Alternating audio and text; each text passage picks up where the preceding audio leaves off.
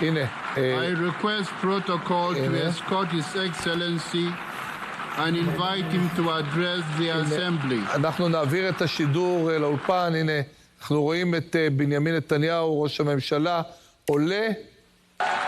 מותר לאחל בהצלחה. מותר לאחל בהצלחה. Ladies and gentlemen, order.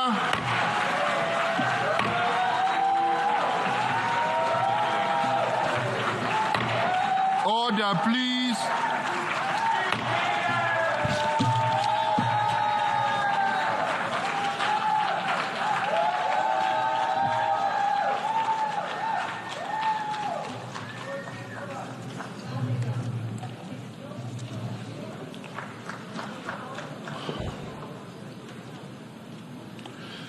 Mr. President, ladies and gentlemen, I didn't intend to come here this year. My country is at war, fighting for its life. But after I heard the lies and slanders leveled at my country by many of the speakers at this podium, I decided to come here and set the record straight.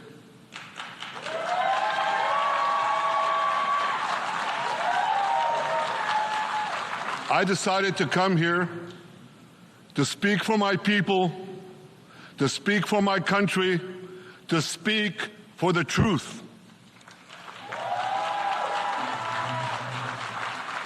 And here's the truth. Israel seeks peace. Israel yearns for peace. Israel has made peace and will make peace again.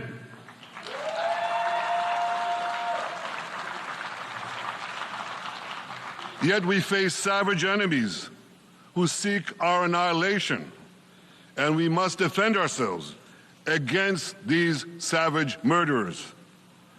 Our enemies seek not only to destroy us, they seek to destroy our common civilization and return all of us to a dark age of tyranny and terror.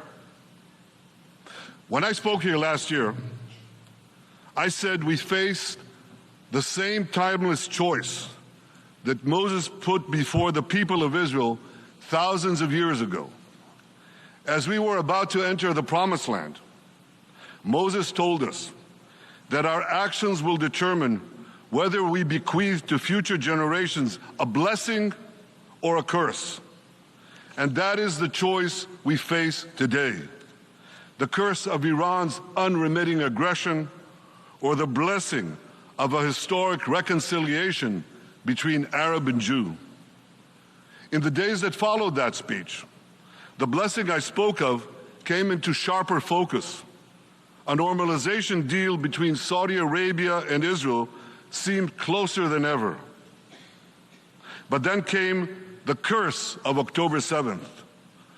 Thousands of Iranian-backed Hamas terrorists from Gaza burst into Israel in pickup trucks, on motorcycles, and they committed unimaginable atrocities. They savagely murdered 1,200 people. They raped and mutilated women. They beheaded men. They burned babies alive. They burnt entire families alive, babies, children, parents, grandparents, in scenes reminiscent of the Nazi Holocaust. Hamas kidnapped 251 people from dozens of different countries, dragging them into the dungeons of Gaza. Israel has brought home 154 of these hostages, including 117 who returned alive. I want to assure you, we will not rest until the remaining hostages are brought home too. And some of their family members are here with us today. I ask you to stand up.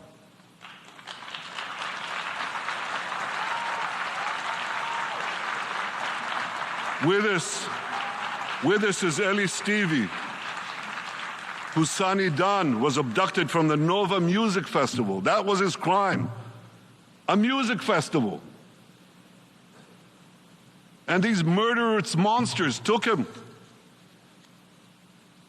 Kobe Smirno, whose son Jonathan was murdered, and his corpse was taken into the dungeons, into the terror tunnels of Gaza. A corpse held hostage. Salim al-Atrash, whose brother Muhammad, a brave Arab Israeli soldier, was murdered. His body too was taken to Gaza. And so was the body of Ifat Hyman's daughter in Bar, who was brutally murdered at that same music festival. With us is Sharon Sharabi, whose brother Yossi was murdered and who prays for his older brother Eli, who is still held hostage in Gaza. And with us too is Izhar Lifsich from kibbutz Nir Oz, a kibbutz that was wiped out by the terrorists. Thankfully, we achieved the release of his mother Yocheved, but his father Oded is still languishing in an underground terrorist hell of Hamas. I again promise you, we will return your loved ones home. We will not spare that effort until this holy mission is accomplished.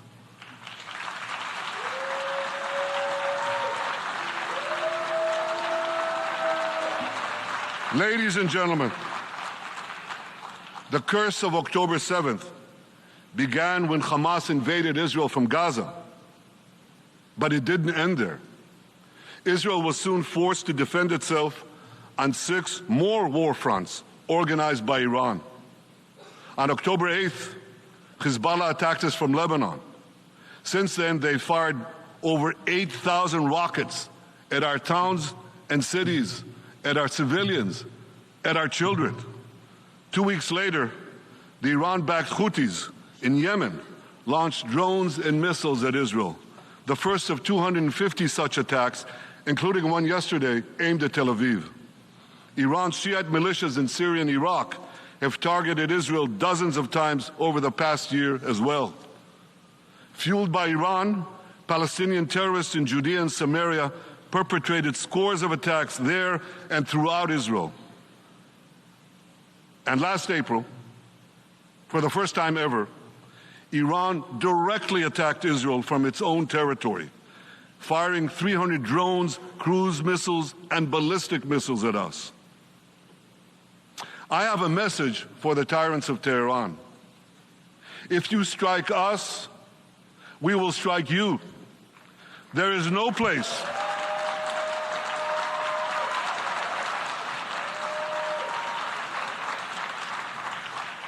There is no place in Iran that the long arm of Israel cannot reach, and that's true of the entire Middle East.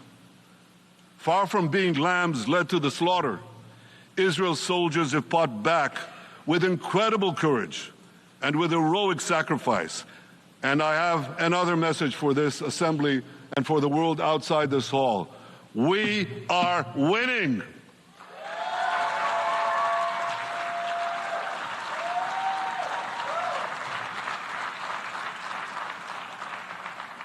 Ladies and gentlemen, as Israel defends itself against Iran in the seven-front war, the line separating the blessing and the curse could not be more clear.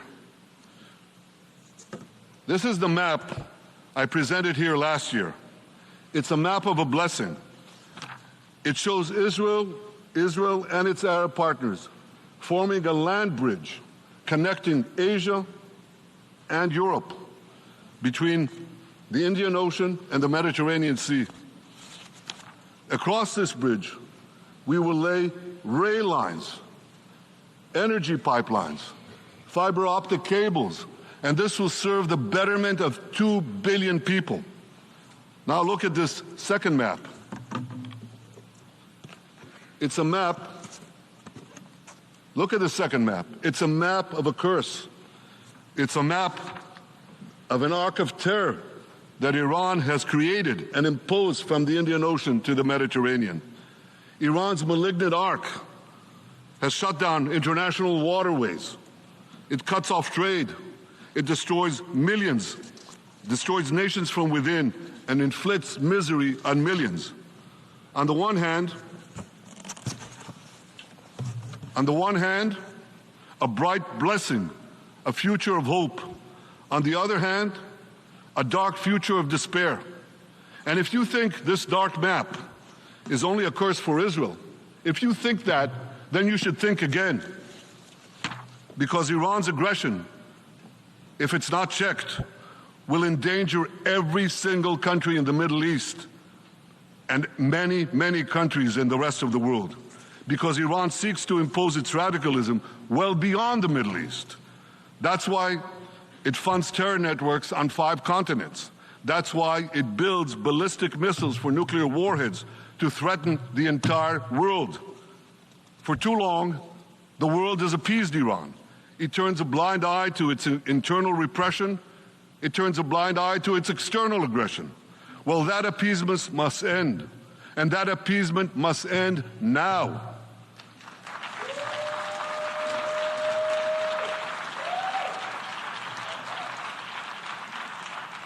Nations of the world should support the brave people of Iran who want to rid themselves of this evil regime. Responsible governments should not only support Israel in rolling back Iran's aggression, they should join Israel. They should join Israel in stopping Iran's nuclear weapons program.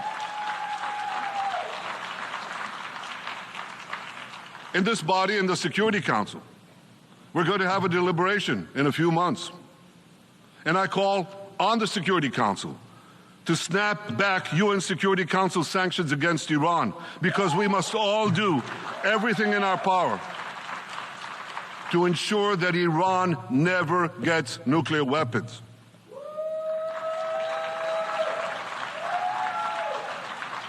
For decades, I've been warning the world against Iran's nuclear program. Our actions delayed this program by perhaps a decade, but we haven't stopped it. We've delayed it, but we haven't stopped it. Iran now seeks to weaponize its nuclear program for the sake of the peace and security of all your countries. For the sake of the peace and security of the entire world, we must not let that happen. And I assure you, Israel will do everything in its power to make sure it doesn't happen.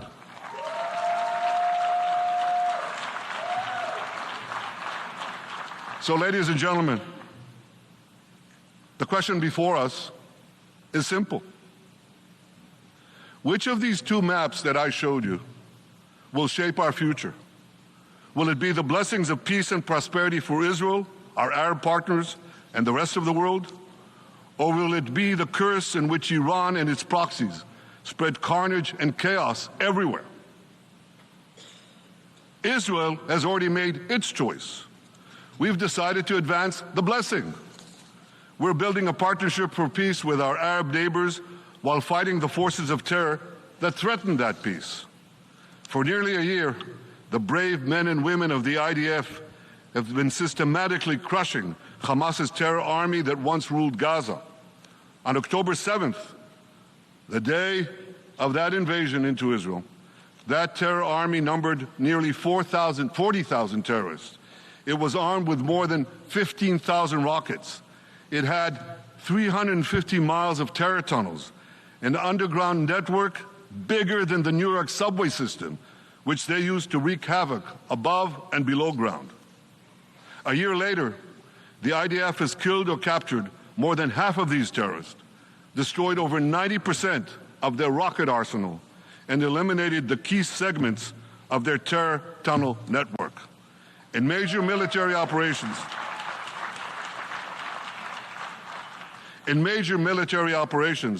we destroyed nearly all of Hamas's terror battalions, 23 out of 24 battalions. Now, to complete our victory, we are focused on mopping up Hamas's remaining fighting capabilities. We are taking out senior terrorist commanders and destroying remaining terrorist infrastructure. But all the while, and I'll say this one more time, we remain focused on our sacred mission, bringing our hostages home, and we will not stop until that mission is complete. Now, ladies and gentlemen, even with Hamas's greatly diminished military capability, the terrorists still exercise some governing power in Gaza by stealing the food that we enable aid agencies to bring into Gaza. Hamas steals the food, and then they hike the prices. They feed their bellies, and then they fill their coffers with money that they extort from their own people. They sell the stolen food at exorbitant prices. And that's how they stay in power. Well, this too has to end, and we're working to bring it to an end.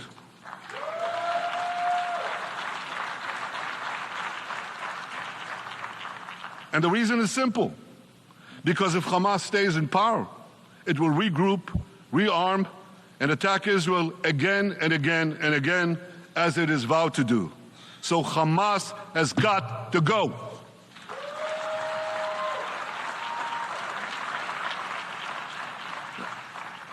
Just imagine, for those who say, well, Hamas has to stay, it has to be part of a post-war Gaza, imagine in a post-war situation in World War II, imagine allowing the defeated Nazis in 1945 to rebuild Germany. It's inconceivable. It's ridiculous. It didn't happen then. It's not going to happen now.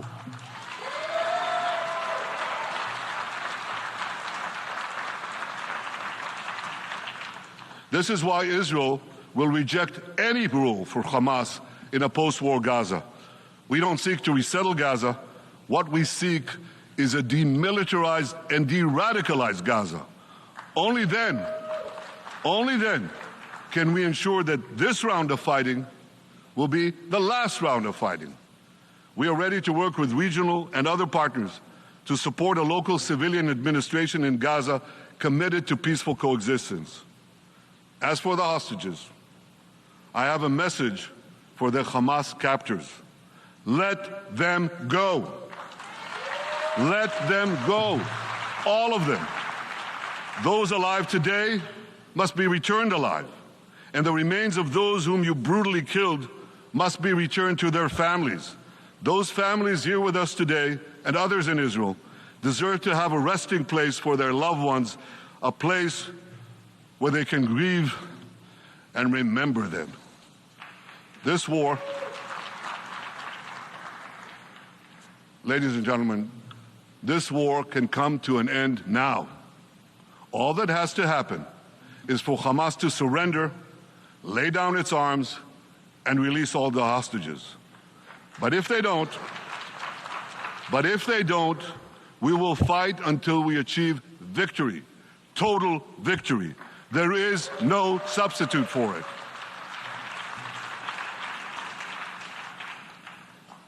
Israel must also defeat Hezbollah in Lebanon.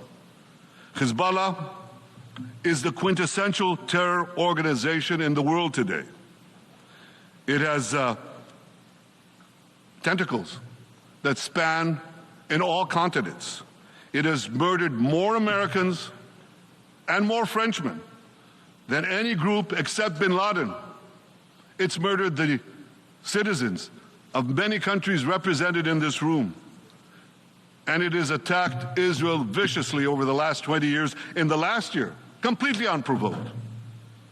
A day after the Hamas massacre, on October 7th, Hezbollah began attacks against Israel, which forced more than 60,000 Israelis on our northern border to leave their homes, becoming refugees in their own land.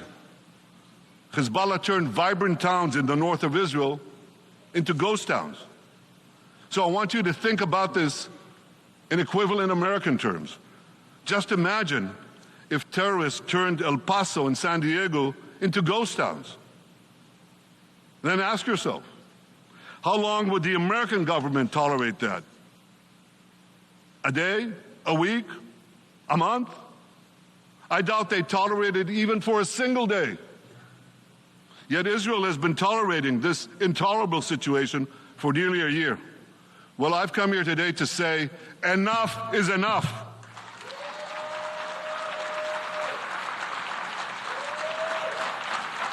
We won't rest until our citizens can return safely to their homes. We will not accept a terror army perched on our northern border, able to perpetrate another October 7th style massacre. For 18 years, Hezbollah brazenly refused to implement UN Security Council Resolution 1701, which requires it to move its forces away from our borders. Instead, Hezbollah moved right up to our border. They secretly dug terror tunnels to infiltrate our communities and indiscriminately fired thousands of rockets into our towns and villages. They fire these rockets and missiles not from military sites, not from that. They do that too. But they fire those rockets and missiles after they place them in schools, in hospitals, in apartment buildings, and in the private homes of the citizens of Lebanon. They endanger their own people. They put a missile in every kitchen, a rocket in every garage. I said to the people of Lebanon this week, get out of the death trap that Hezbollah has put you in. Don't let Nasrallah drag Lebanon into the abyss. We're not at war with you. We're at war with Hezbollah, which has hijacked your country and threatens to destroy ours. As long as Hezbollah chooses the path of war, Israel has no choice, and Israel has every right to remove this threat and return our citizens to their homes safely. And that's exactly what we're doing.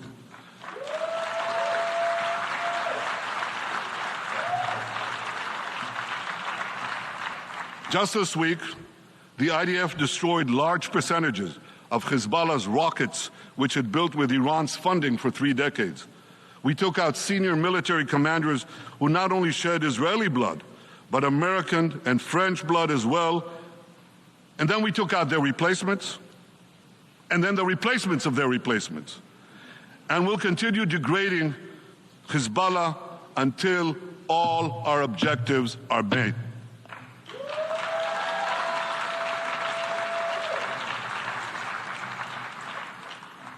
Ladies and gentlemen, we're committed to removing the curse of terrorism that threatens all civilized societies. But to truly realize the blessing of a new Middle East, we must continue the path we paved with the Abraham Accords 4 years ago. Above all, this means achieving a historic peace agreement between Israel and Saudi Arabia.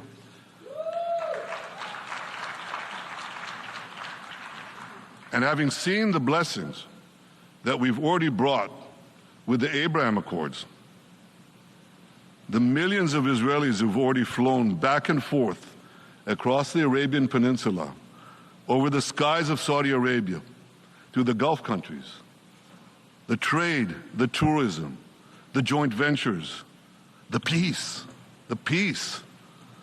I say to you, what blessings such a peace with Saudi Arabia would bring. It would be a boon to the security and economy of our two countries. It would boost trade and tourism across the region. It would help transform the Middle East into a global juggernaut. Our two countries could cooperate on energy, water, agriculture, artificial intelligence, and many, many other fields. Such a peace, I'm sure, would be a true pivot of history. It would usher in a historic reconciliation between the Arab world and Israel, between Islam and Judaism, between Mecca and Jerusalem. While Israel is committed to achieving such a peace, Iran and its terror proxies are committed to scuttling it. That's why one of the best ways to foil Iran's nefarious designs is to achieve the peace. Such a peace would be the foundation for an even broader Abrahamic alliance. And that alliance would include the United States, Israel's current Arab peace partners, Saudi Arabia, and others who choose the blessing of peace. It would advance security and prosperity across the Middle East and bring enormous benefits to the rest of the world. With American support and leadership, I believe this vision can materialize, and much sooner than people think. And as the Prime Minister of Israel, I will do everything in my power to make it happen.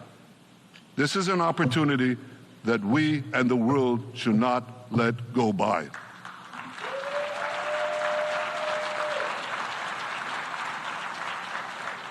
Ladies and gentlemen, Israel has made its choice.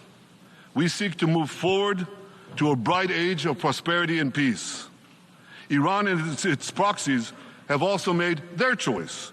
They want to move back to a dark age of terror and war. And now I have a question. And I pose that question to you. What choice will you make? Will your nation stand with Israel? Will you stand with democracy and peace? Or will you stand with Iran, a brutal dictatorship that subjugates its own people, exports terrorism across the globe?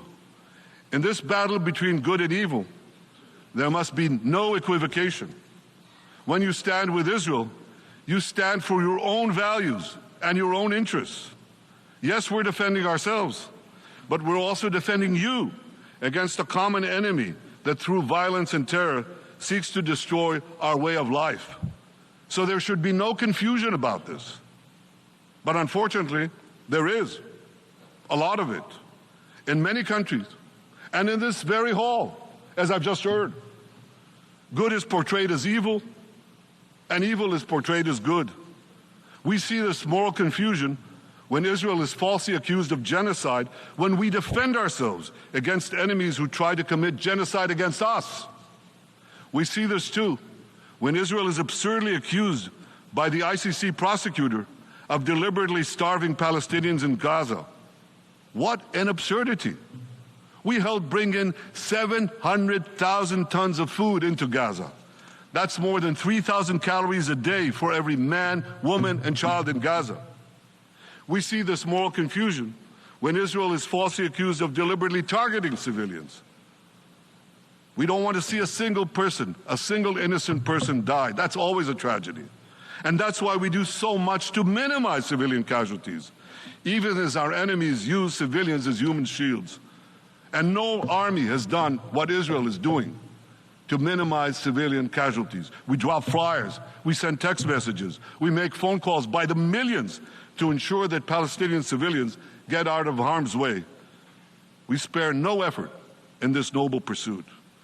We see yet another profound moral confusion when self-described progressives march against the democracy of Israel.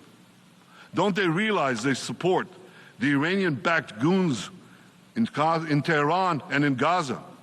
The goons who gun down protesters, murder women for not covering their hair, and hang gays in public squares, some progressives.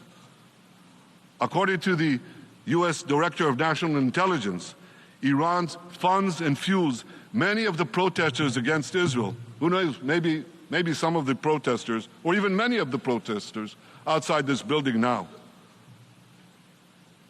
Ladies and gentlemen, King Solomon, who reigned in our eternal capital, Jerusalem, 3,000 years ago, proclaimed something that is familiar to all of you.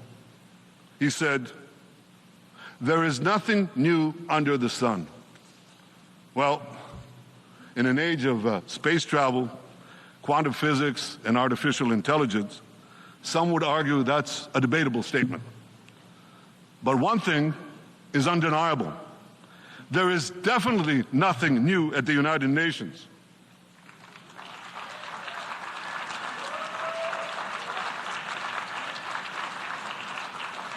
Take it from me.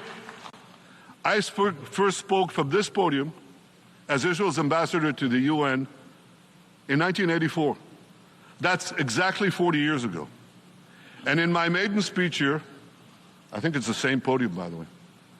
In my maiden speech here, I spoke against a proposal to expel Israel from this body. 4 decades later, I find myself defending Israel against that same preposterous proposal. And who's leading the charge this time? Not Hamas, but Abbas, Palestinian Authority President Mahmoud Abbas. This is the man who claims he wants peace with Israel. Yet he still refuses to condemn the horrific massacre of October 7th. He's still paying hundreds of millions to terrorists who murder Israelis and Americans. It's called pay for slay. The more you murder, the more you get paid. And he still wages unremitting diplomatic warfare against Israel's right to exist and against Israel's right to defend itself. And by the way, they amount to the same thing. Because if you can't defend yourself, you can't exist. Not in our neighborhood, certainly, and maybe not in yours. Standing in this podium 40 years ago, I told the sponsors of that outrageous resolution to expel Israel, gentlemen, check your fanaticism at the door. Today, I tell President Abbas and all of you who would shamefully support that resolution, check your fanaticism at the door. The singling out of the one and only Jewish state continues to be a moral stain on the United Nations. It has made this once respected institution contemptible in the eyes of decent people everywhere. But for the Palestinians, this UN House of Darkness is home court. They know that in this swamp of anti-Semitic bile, there's an automatic majority willing to demonize the Jewish state on anything. In this anti-Israel flat earth society, any false charge, any outlandish allegation can muster a majority. In the last decade, there have been more resolutions passed against Israel in this hall at the UN General Assembly than against the entire world combined. Actually, more than twice as many. Since 2014, this body condemned Israel 174 times. It condemned all the other countries in the world 73 times. That's more than 100 extra condemnations for the Jewish state. What hypocrisy, what a double standard, what a joke. So the UN's hostility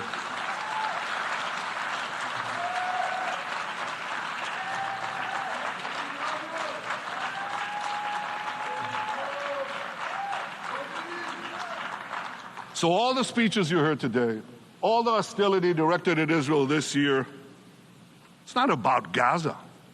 It's about Israel. It's always been about Israel's very existence. And I say to you, until the Jewish state is treated like other nations, until this anti-Semitic swamp is drained, the UN will be viewed by fair-minded people everywhere as nothing more than a contemptuous farce. Now, given the anti-Semitism at the UN, it should surprise no one that the prosecutor at the ICC, one of the UN's affiliated organs, is considering issuing arrest warrants against me and Israel's defense minister, the democratically elected leaders of the democratic state of Israel. The ICC prosecutors rushed to judgment. His refusal to treat Israel with its independent courts the way other democracies are treated is hard to explain by anything other than pure anti-Semitism. Ladies and gentlemen, the real war criminals are not in Israel. They're in Iran. They're in Gaza, in Syria, in Lebanon, in Yemen. Those of you who stand with these war criminals, those of you who stand with evil against good, with a curse against the blessing, those of you who do so should be ashamed of yourselves.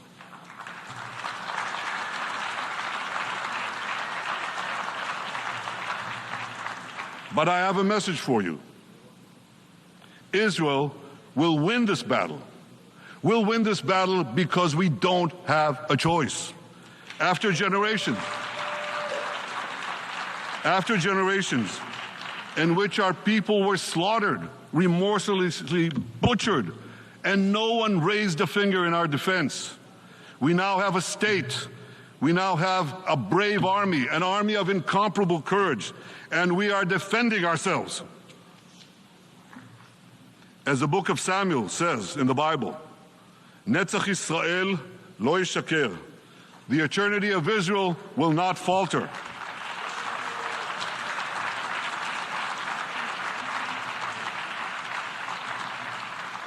In the Jewish people's epic journey from antiquity, in our odyssey through the tempests and upheavals of modern times, that ancient promise has always been kept, and it will hold true for all time. To borrow a great poet's phrase, Israel will not go gently into that good night. We will never need to rage against the dying of the light, because the torch of Israel will forever shine bright.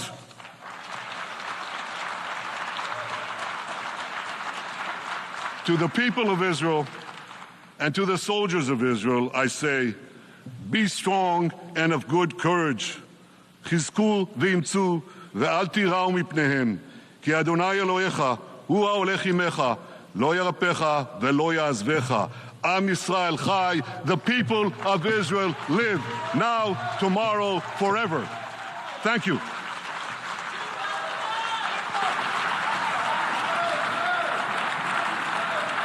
On behalf of the Assembly, I wish to thank the Prime Minister of the State of Israel